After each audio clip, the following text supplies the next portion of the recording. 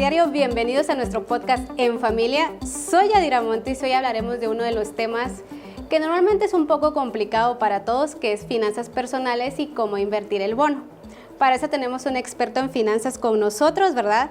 Bienvenido, José Carlos Gómez. Hola Yadira, mucho gusto y qué emoción estar con ustedes compartiendo el día de hoy uno de los temas que más me gustan, que más me apasionan y que creo que de una u otra forma siempre hay mucho de qué hablar del tema de finanzas. Este dinero extra que llega ahorita en julio, normalmente, ¿es realmente necesario tener una estrategia?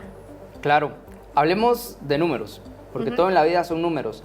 Desde que nos levantamos empezamos a tomar decisiones de qué voy a desayunar, qué voy a comer, y entonces al final nuestra vida empieza a girar en torno a una estrategia financiera.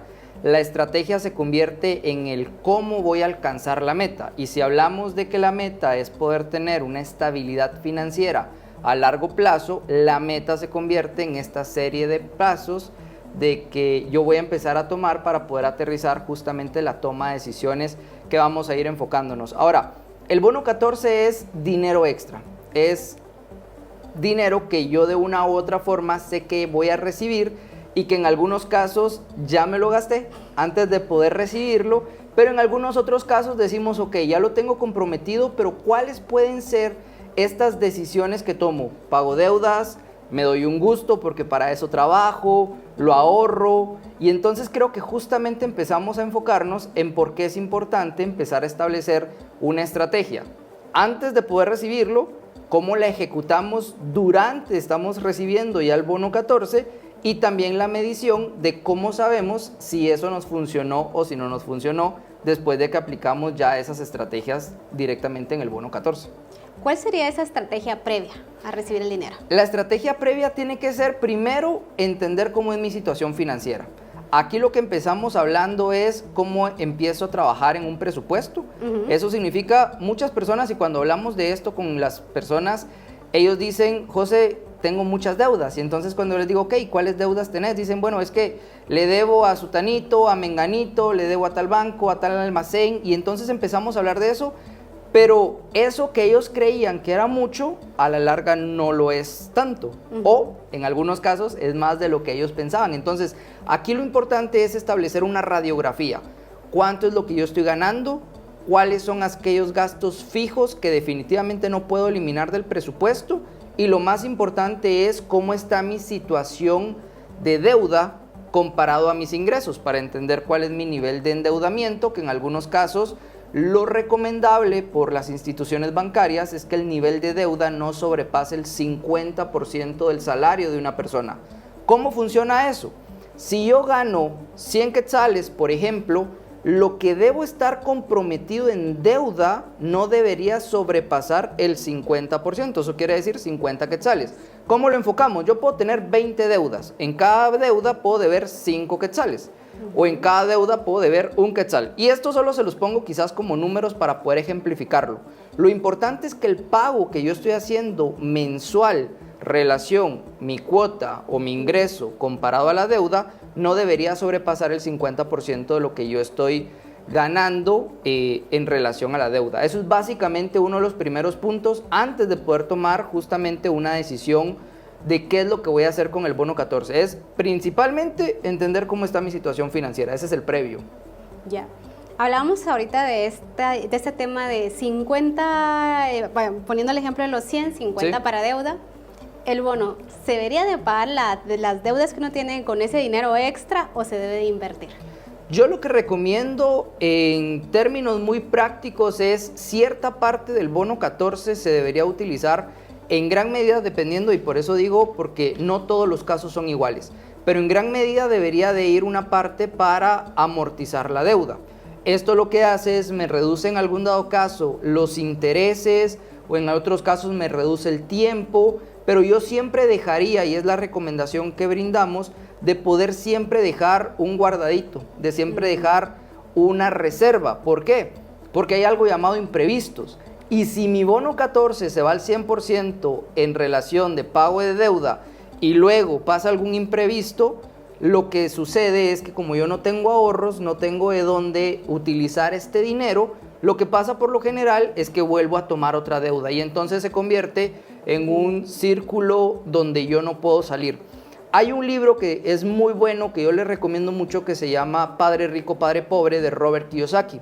Y Robert Kiyosaki, esto lo habla, el ciclo que justo estaba comentando ahorita, lo denomina la carrera de la rata. Y la carrera de la rata se relaciona a un hámster que tiene una ruedita en la jaula. Y el hámster se sube a esta ruedita y empieza a correr. La ruedita empieza a girar, a girar, a girar. Cuando el hámster se baja, se cansó, corrió demasiado, está fatigado, pero se da cuenta que sigue en el mismo lugar y en la misma jaula y que no llegó a ningún lugar. ¿Qué es lo que pasa? Si yo no tengo una meta, si yo no tengo una estrategia, si yo no tengo una visión hacia dónde ir, lo que pasa es muchas veces tomamos esa posición del hámster. ¿Por qué? Porque trabajamos toda nuestra vida y nos damos cuenta que cuando dejamos de trabajar, seguimos con la misma situación financiera, que probablemente no construimos una casa, un patrimonio, no tenemos ahorros, no tenemos un plan de inversión, no tenemos algo reservado para nuestra vejez. Entonces, por eso, Yadira, es tan importante el poder establecer estrategias financieras que nos ayuden a pensar en cómo podemos llegar a tener una estabilidad financiera a largo plazo. ¿Podemos tener una estabilidad financiera o empezar a tener una estabilidad financiera con este dinero extra de Julio? Sí, aquí lo más importante, y hay un ejercicio para salir de deudas que se llama la bola de nieve.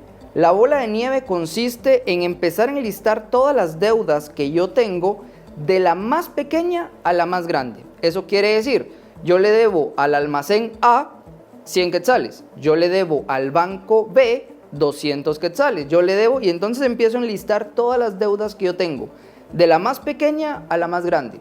¿Qué pasa cuando termino de cancelar la deuda más pequeña? Que parte de mi bono 14 se puede ir a pagar esa deuda más pequeña. Lo que hago con esa mensualidad que yo estoy haciendo, lo sigo con el pensamiento que todavía lo debo y lo abono a mi deuda B, para que en menos tiempo de lo que yo crea, termine de cancelar mi deuda B. Que ahí puede entrar incluso el aguinaldo, que puede ser un tema más adelante del que podamos hablar, y luego sigo con ese mismo pensamiento y me voy con la deuda C, D, y completo el abecedario, ida y vuelta 2 veces, etcétera, etcétera. Entonces es justamente esa parte donde podemos empezar a establecer de cómo está mi situación financiera, cómo está esa radiografía, y es lo que pasa muchas veces cuando nosotros llega diciembre y decimos, hoy sí, mi meta para enero va a ser meterme al gimnasio, bajar de peso, comer saludablemente. Empecemos primero por pesarnos. ¿Cuánto peso? ¿Cuál es mi hábito alimenticio? ¿Cuál es mi dieta? Y sobre eso empezamos a establecer ya las metas para poder empezar a trabajar ya una vida más saludable, si lo podríamos decir así. Hablábamos de que una parte del bono se puede ir a una deuda y otra parte para imprevistos. ¿Y qué hay del ahorro? ¿Realmente es importante ahorrar una parte del bono? Sí, el ahorro lo podemos enfocar en 2 vías. Una vía que sea directamente para imprevistos, que yo sé que ese dinero no lo voy a tocar y que está ahí como ese botiquín de primeros auxilios que muchos de nosotros probablemente tenemos en la casa. Tenemos ahí por cualquier cosa. Y por el otro lado, tenemos un ahorro que esto nos puede hacer es para prevenir algún tema a largo plazo, pensando en un retiro, pensando en algún proyecto de inversión, quiero poner un emprendimiento, quiero enganchar mi casa, puede ser quizás esta parte de aquí.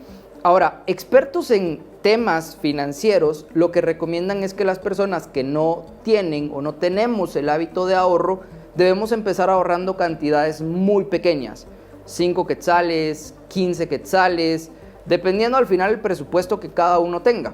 Y probablemente usted que nos está escuchando pueda decir, José, pero con 5 o 15 quetzales nunca voy a poder comprar mi moto, mi bicicleta, el carro, la casa, etcétera, etcétera. Pero aquí lo que hablamos y nos enfocamos es directamente en cómo logramos establecer un plan o un hábito del ahorro. Y el hábito del ahorro no depende de la cantidad, depende de la frecuencia con la que yo voy a lograr este hábito directamente. Entonces yo puedo empezar ahorrando 15 quetzales mensuales.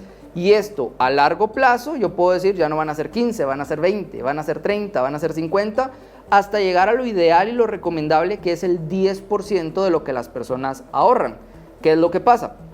Si yo no tengo el hábito de ahorro y usted toma el 10% de su bono 14, lo que va a pasar es que lo va a meter a una cuenta bancaria y al siguiente día va a ir a sacar ese dinero y lo va a utilizar. ¿Por qué? Porque probablemente no hay una meta, no hay algo establecido para qué quiero ese ahorro, y lo segundo es porque no tenemos ese hábito. Entonces es justamente la pregunta aquí debería ser, Yadira, es ¿cómo empiezo a prepararme para los imprevistos y cómo empiezo justamente a trabajar en algún tema de un retiro a largo plazo, ¿sí? Y entonces aquí lo importante es parte de lo que voy a recibir de mi bono 14. Yo podría establecer y digo el 80% se va a ir para pagar deudas, ¿sí?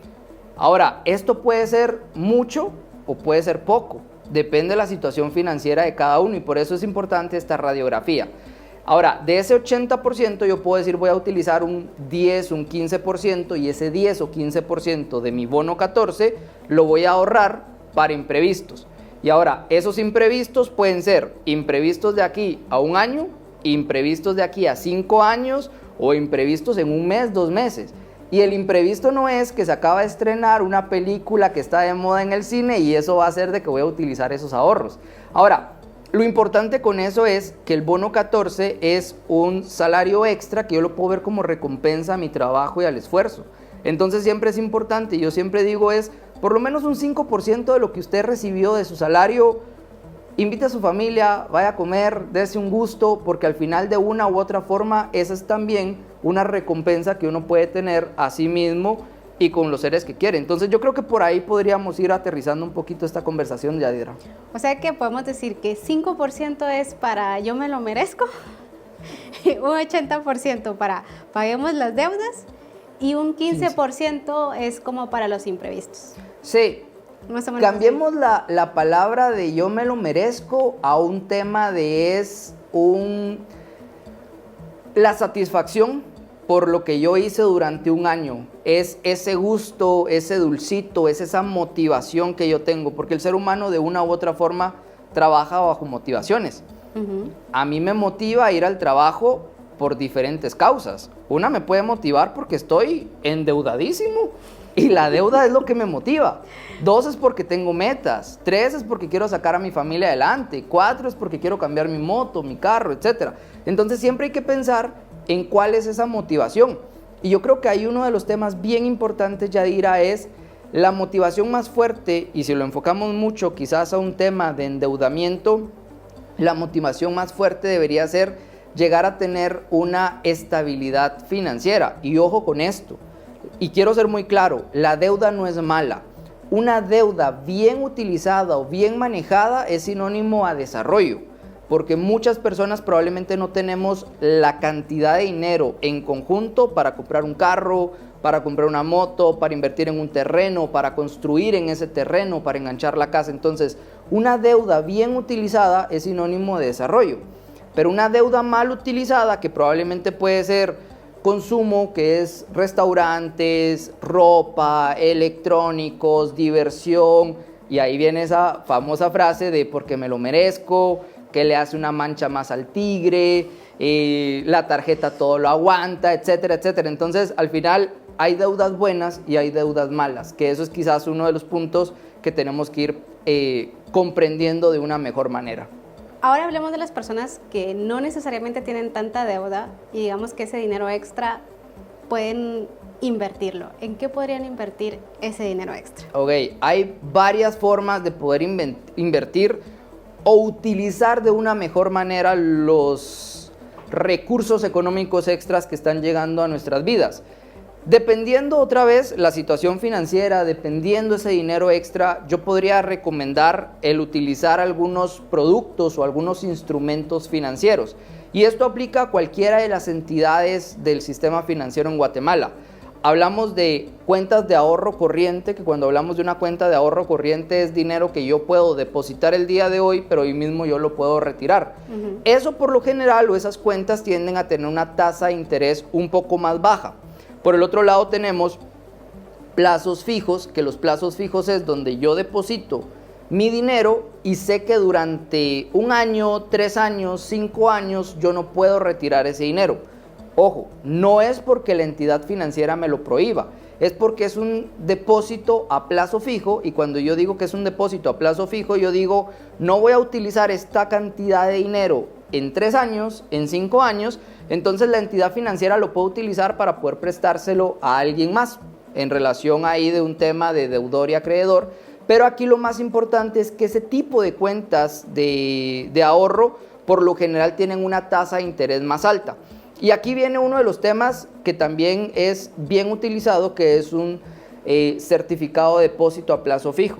Y el certificado de depósito a plazo fijo lo que me permite es tomar una cantidad de dinero, que esa sí es una cantidad grande, la utilizo, llego con una entidad financiera y les digo, no voy a utilizar este montón de dinero de aquí a 1 año, 2 años, y entonces esa retribución de intereses va a ser muchísimo más alta. Ahora, esto si nos enfocamos directamente en instrumentos financieros. Por otro lado, yo podría decir, ¿qué es lo que pasa? Si usted ya tiene ahorros porque no tiene deudas, o si tiene deudas, son deudas controladas que de una u otra forma no le afectan en su presupuesto, entonces dice, yo tengo un capital, tengo dinero, tengo un patrimonio por ahí y recibo este dinero extra y no lo quiero utilizar en algún instrumento de banco. Existen muchas otras alternativas. Una de estas alternativas podría ser en poder invertir en franquicias, por ejemplo. Buscar alguna marca que sea reconocida, que pueda tener esta oportunidad de franquicia para poder invertir mi dinero. La otra podría ser invertir en bienes, inmuebles, terrenos, construcción y demás. O incluso poder invertir en algún proyecto de negocio de otra persona donde usted sea quizás algún tipo de inversionista como tal. Entonces, hay diferentes enfoques. Si nos enfocamos quizás ahorita en uno de los puntos más importantes, yo les diría, las entidades financieras en Guatemala tienen buenos instrumentos o servicios financieros que nos pueden ayudar a poder ir generando intereses y que esa puede ser quizás mi inversión inicial. Y aquí viene también lo importante. La inversión inicial debería ser esto, donde yo diga, lo voy a ahorrar y en 1 año yo sé que genere cierto tipo de intereses. ¿Qué hago con esos intereses? Los utilizo y me voy a comer un helado al cine con mi familia y me lo gasto, lo que ahorré durante 1 año, o sigo con esa mentalidad de que no lo voy a utilizar, lo vuelvo a ahorrar completo, genero más intereses el 2.º año y me voy. Otra vez, es un efecto de una bola de nieve, solo que ahora en lugar de pagar deudas es para poder crecer un patrimonio. Entonces, es por ahí quizás donde nos podríamos ir enfocando. Ok, José, y ya para finalizar, ¿cuál sería el consejo para las familias guatemaltecas en general sobre este sueldo o este dinero extra de Julio? Yo creo que el mayor consejo que yo le puedo dar a las personas que nos están escuchando y a las familias guatemaltecas es, por muchos años y en algunos casos el dinero se ha vuelto un tema tabú en las familias.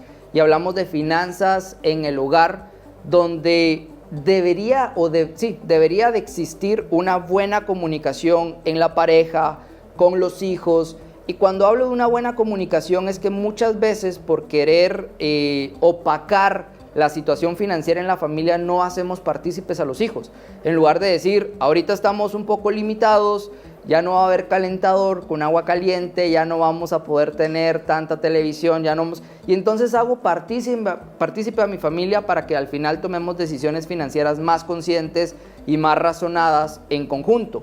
Y por el otro lado es hablar con la pareja, tener esa libertad de poder decir, tengo estos compromisos financieros, algún gusto, se vale, sí, entonces, ¿cómo podemos utilizarlo de una mejor manera? Entonces, mi mayor consejo, Yadira, es un tema de comunicación, un tema de transparencia, tanto con la pareja como también con los hijos. Muchísimas gracias, José. ¿Y sabían que este incentivo se tiene que pagar la primera quincena de julio?